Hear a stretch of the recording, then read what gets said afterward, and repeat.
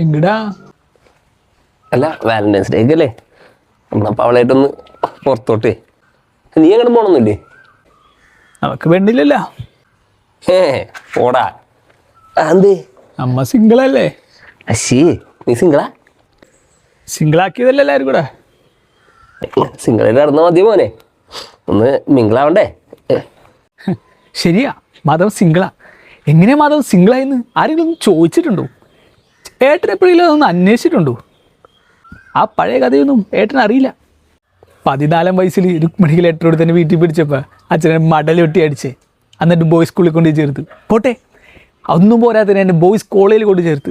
ആരൊക്കെ ഭാഗ്യമുണ്ട് മാധവൻ ഗേ ആയില്ല. അന്ന് സിംഗിളായതാ, അന്ന് സിംഗിളായി. കോട്ടപ്പുറത്ത് വേമ്പടി വില്ലിൽ നിന്ന് പഠിക്കുന്ന ഏട്ടനെ ഇതൊന്നും ആരും അറിയിച്ചില്ല. ഈ നിമിഷം വരെ ആരും അറിയിച്ചിട്ടില്ല.